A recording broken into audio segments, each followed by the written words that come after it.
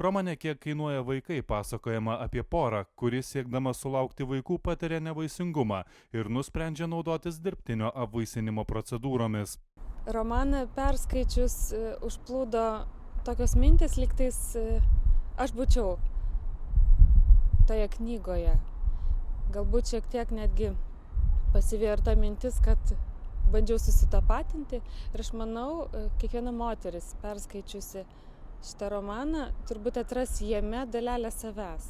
Dalelę savęs, todėl kad mes, moteris, mokame taip viską išgyventi, mes moteris mokame tiek visko pakelti ir mes moteris mokame su viskuo taip susitvarkyti.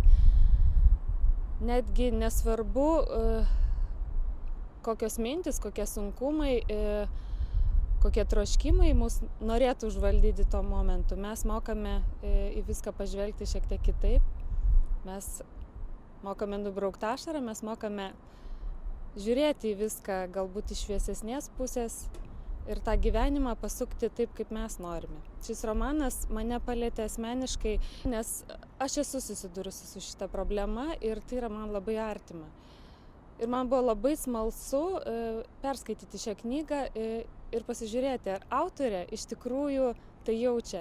Ji pajautė viską 100% ir visa tai, kas yra išguldyta šiuose puslapiuose, visa tai, kas yra išjausta, visa tai, kas yra sužinota, 100% atitinka emocinę mano būklę tuo met, kai aš labai norėjau sužinoti, kiek kainuoja tie vaikai.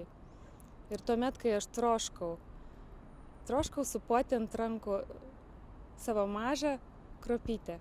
Romanas tikrai bus galbūt tas lengvas požiūris į šią didelę opę ir sunkią problemą. Ir galbūt moteris, kurios kuždasi, kurios bijo garsiai apie tai kalbėti, moteris visos tos, kurios rašo laiškus ir man, kurios nori, kad su jomis būtų pasidalinta ir jom patarta, galės perskaičiusios pasakyti, taip, aš nesu vieniša.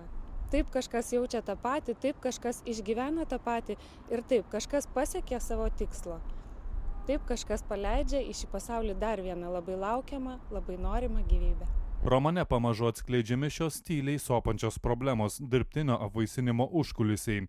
Apie ką ten buvę nemėgsta šnekėti, siekiantys ten patekti nežino, kas jų laukia, o juos smerkiantys dažnai nė neįsivaizduoja, kiek iš tiesų kainuoja vaikai.